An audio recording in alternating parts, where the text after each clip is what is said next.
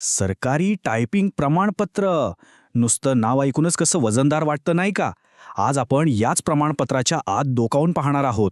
समजून घेऊया की सरकारी नोकरीसाठी इतकं महत्त्वाचं मानल्या जाणाऱ्या या कोर्समध्ये नेमकं काय शिकवलं जातं. ही फक्त एक मोहर नाहीये, ही आहे महाराष्ट्र राज्य परीक्षा परिषदेची ओळख. ही एक अशी संस्था आहे जी हजारो लोकांच्या व्यावसायिक कौशल्यांवर शिक्कामोर्तब करते आणि त्यांच्या भविष्याला एक दिशा देते. तर मग प्रश्न हा आहे की या अधिकृत संगणक टायपिंग कोर्समध्ये नक्की आहे तरी काय? काय शिकवतात आतमध्ये? चला जरा उघडून बघूया. या कोर्सचं अधिकृत नाव आहे government certificate in computer typing basic course. आपण सोप्या भाषेत याला GCC TVC म्हणू शकतो. आणि एक गोष्ट लक्षात घेण्यासारखी आहे की हे प्रमाणपत्र फक्त एखाद्या विद्यार्थ्यापुरतं मर्यादित नाही, तर महाराष्ट्र आणि गोव्यातल्या सगळ्या सरकारी मान्यताप्राप्त संस्थांसाठी हा एक ठरवून दिलेला एक स्टँडर्ड अभ्यासक्रम आहे. बरं, आता ह्या कोर्सच्या मूळ उद्देशाकडे वळूया. म्हणजे हा अभ्यासक्रम बनवलाच का गेला? यामागे विचार काय होता? याचं उत्तर ना अभ्यासक्रमातल्याच एका वाक्यात मिळतं आणि ते वाक्यच या कोर्सचा सगळा सार सांगून जातं. उद्देश फक्त टायपिंग शिकवणं नाहीये, तर आजच्या स्पर्धात्मक जगासाठी तयार करणं हे खरं ध्येय आहे. आता हे विलिनीकरण किंवा मर्ज म्हणजे नेमकं काय? तर असं समजा, एका बाजूला आहे टायपरायटरच्या जमान्यातली कला म्हणजे वेग, अचूकता, आणि दुसऱ्या बाजूला आहे आजचं संगणकाचं युग, जिथे सॉफ्टवेअर आणि डिजिटल कम्युनिकेशन महत्त्वाचं आहे. हा कोर्स या दोन्ही गोष्टींना एकत्र आणतो. चला मग आता आत डोकावून पाहूया. हा अभ्यासक्रम प्रत्यक्षात कसा विभागलाय, त्याची रचना कशी आहे ते बघू. इथे बघा, अभ्यासक्रम 2 मुख्य भागांमध्ये विभागलेला आहे. पारंपरिक टायपिंगसाठी दिले आहेत 45 दिवस आणि आधुनिक कॉम्प्युटर स्किल्ससाठी तब्बल 99 दिवस. आणि गंमत म्हणजे गुण मात्र दोन्हीला 50-50 आहेत. म्हणजे वेळेची विभागणी खूप काही सांगून जातीये, नाही का? आणि हा चार्ट तेच अगदी स्पष्ट करतो. बघा किती मोठा हिस्सा हा कम्प्युटर शिक्षणासाठी ठेवलाय. यावरूनच कळतं की या प्रमाणपत्राचा खरा फोकस हा पारंपरिक टायपिंगपेक्षा आधुनिक ऑफिस कामांवर किती जास्त आहे. आणि या कॉम्प्युटर स्किल्सचा आधारस्तंभ काय आहे? तर तो आहे मायक्रोसॉफ्ट ऑफिस 2010. आता काहींना वाटेल की हे जुनं आहे, पण आजही अनेक सरकारी कार्यालयांमध्ये हेच सॉफ्टवेअर स्टँडर्ड म्हणून वापरलं जातं.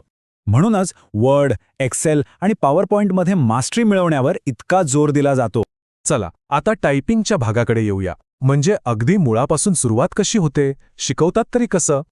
हो मुरो, कुठल्याही टायपिस्टच्या प्रवासाची सुरुवात इथूनच होते. हाच टच टायपिंगचा पाया आहे. म्हणजे न बघता टायपिंग करायचं असेल तर बोटं कायम याच रांगेवर असली पाहिजेत. डाव्या हातासाठी A, S, D, F आणि उजव्या हातासाठी J, K, L सेमिकॉलन. आणि मग सुरू होतो तो खरा सराव.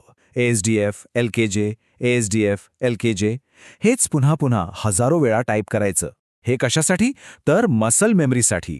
म्हणजे बोटांना ती कीजची जागा पाठ होऊन जाते आणि मग कीबोर्डकडे बघायची गरजच पडत नाही. ही शिकण्याची प्रक्रिया खूपच पद्धतशीर आहे बरं का. अगदी पायरीने पुढे जातात.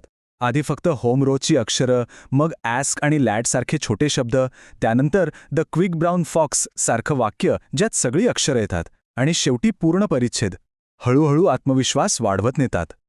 आणि गंमत बघा, सरावासाठी जी वाक्य दिली आहेत ना, ती सुद्धा एक प्रकारचा धडाच शिकवतात. जसं की हे वाक्य, Rome was not built in a day. म्हणजे हा फक्त सरावासाठीचा मजकूर नाहीये, तर हा एक संदेश आहे की संयम ठेवा, सराव करत रहा, यश नक्की मिळेल. बरं, मग ह्या सगळ्या मेहनतीनंतर, या सगळ्या शिकवणीनंतर जो कागद हातात येतो, म्हणजे ते प्रमाणपत्र, त्याचं खरं मूल्य काय आहे? ते महत्त्वाचं का आहे? हे प्रमाणपत्र म्हणजे नोकरीच्या बाजारात एक स्टँडर्ड आहे, एक मापदंड. जेव्हा एखादा उमेदवार हे सर्टिफिकेट दाखवतो तेव्हा कंपनीला किंवा सरकारी कार्यालयाला एक प्रकारची खात्री मिळते की या व्यक्तीकडे ऑफिस कामासाठी लागणारी बेसिक स्किल्स आहेत. आणि तो मापदंड काय आहे? तर तो आहे 30 शब्द प्रति मिनिट. हो, 30 WPM. एंट्री लेवलच्या नोकरीसाठी किंवा सुरुवातीच्या पदांसाठी ही एक ऑफिशियल स्पीड मानली जाते. इतका वेग असेल तर तुम्ही कामासाठी पात्र आहात असं समजलं जातं. थोडक्यात काय, तर हे प्रमाणपत्र एकाच वेळी 3 कामं करतं. नोकरी शोधणाऱ्याला एक ओळख देतं, कंपनीला उमेदवार जोखायला एक साधन देतं, आणि सगळ्यात महत्त्वाचं म्हणजे जुन्या टायपिंगच्या कौशल्याला आजच्या कम्प्युटरच्या गरजांशी जोडून देतं. पण एक प्रश्न उरतोच, आजच्या या AI आणि ऑटोमेशनच्या काळात जिथे सगळं काही आपोआप होतोय, तिथे टायपिंगसारखं हे मूलभूत मानवी कौशल्य पुढे किती महत्त्वाचं ठरेल यावर नक्कीच विचार करायला हवा.